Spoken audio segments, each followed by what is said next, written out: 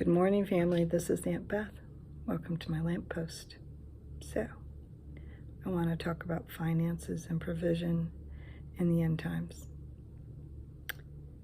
And it might run a little long. You might want to stop and get a cup of tea or coffee. Anyhow, so let's start. There's something to be said for being battle-tested, going through an experience, because it helps reduce the apprehension or fear the next time. And as many of you know, I am concerned, convinced that we have rough waters coming financially, as well as other issues. So I wanted to talk to you about my past experience with finances, in hopes that that encourages you in the lessons that I personally learned. To give you some background in the story, remember Y2K? In 1999, and this is not the only time that God has moved supernaturally in my finances, but this is probably the most relevant to our conversation. And this is Vegas, so let's keep this between family. Okay, but this is to encourage you that I'm being very transparent. In 1999, there was a lot of talk about Y2K, the year 2000, and because of the computer programming that had happened, because people were trying to save money, so the databases were only 2 digits, not 4 for the year. So 99 instead of 1999. So what did that happen when you rolled over to 2000? And there was a lot of money spent.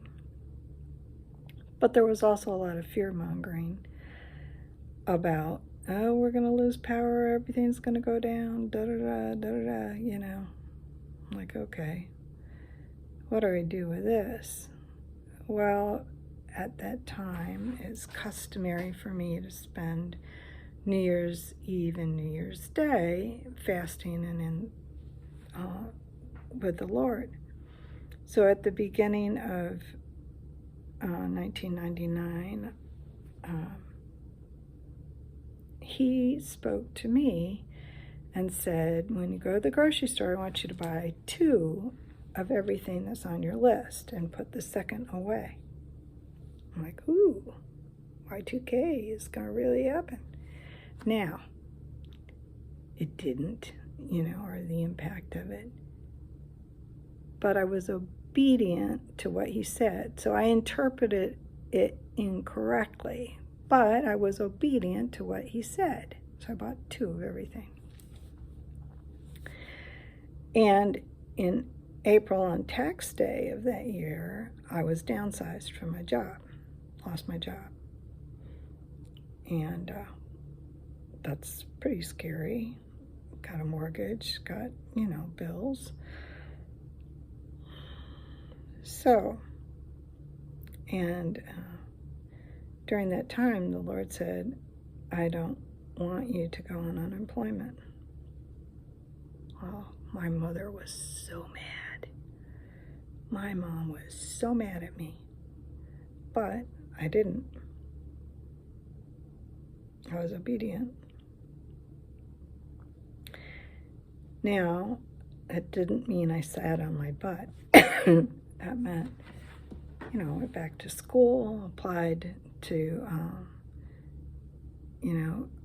get another degree, because my undergraduate is in chemistry. I thought, well, 18 months, I can be a nurse and get an income, and being in healthcare, that's pretty secure. So I went back to school because I needed 3 classes before I went into the program, was accepted into the program at Hopkins. And so anyway, and I'm also freelancing as a consultant, and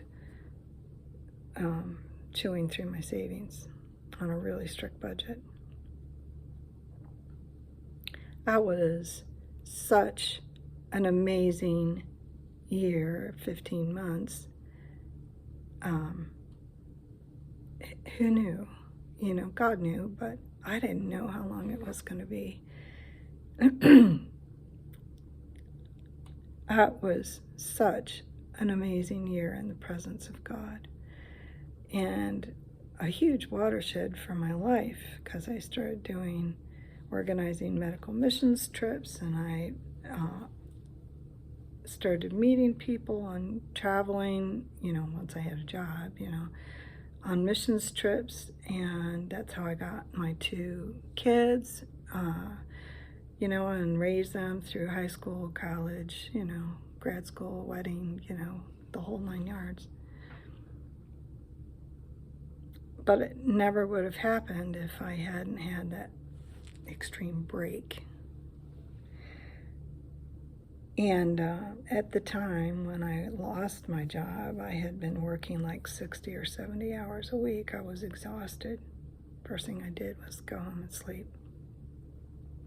But on the way to work that morning, I had drove through the country, and I felt like the Lord, just out of my spirit, said, "It's such a beautiful day to lose my job." I'm like, what? What? So there were no surprises. And when I went home, I had all these provisions. And it's just such a God thing.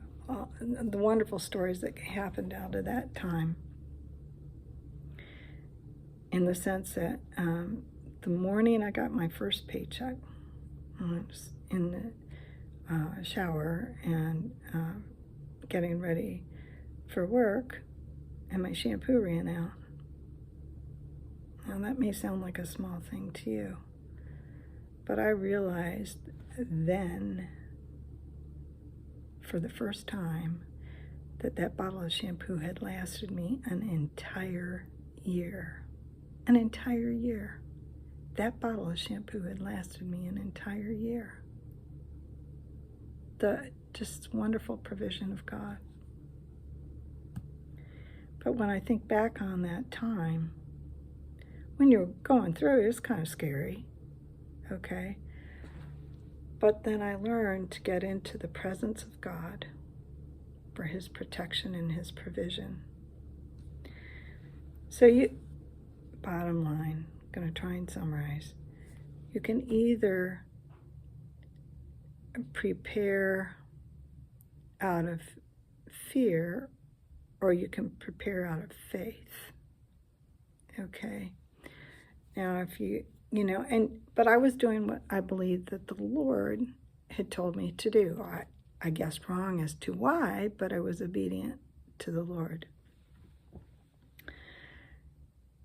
And that provision during that whole year, some of which I was aware of, some of which I wasn't, it didn't mean I sat on my butt. I was working, consulting, freelancing, going to school, volunteering at the church, you know, almost full time. And God met me in an amazing way. A little bit of a sad and funny story in all of this is I had a girlfriend who saw the amazing presence of God on my life during that time. And so she said, well, I want that. So she quit her job. I'm like, yeah. And it didn't work out well for her. So love the fact that she hungered for the presence of God. But she self-triggered, okay? Yeah, that's probably not the wisest thing to do. Love her heart. So what's the bottom line? With rough times coming, listen and obey, and you will eat the good of the land, in the sense that God will provide for you, and everybody's circumstance is going to be different. So the critical thing is that you listen to what God tells you to do. Now, we may guess wrong as to why, but you will be prepared. The second thing is seek his presence, not his. And with his presence comes his provision and protection. It's not seek his provision and you get his presence. You seek his presence and you get his provision. You know, think of David. You know, when Goliath, the giant, was not his first rodeo. You know, I come at you in the name of the Lord. I've tackled the bear and I've tackled the lion, and you're not any different. Okay? So the small victories that you're piling up right now, you're going to be battle tested and ready to go. It's going to be a challenge for all of us. It's going to be a tough time. But no fear, just faith. God is able. So I love you all. I pray for my family on YouTube, family. I hope this encourages you that most of all, seek his presence and listen to what he says. We may guess wrong as to why he says it, but the important part is we were obedient. And just like the children, you know, in the desert that left Egypt, you know, their shoes never wore out. My shampoo bottle didn't end until I reached a paycheck. So I hope this story encourages you to follow after God. You have a fabulous day. All God's best.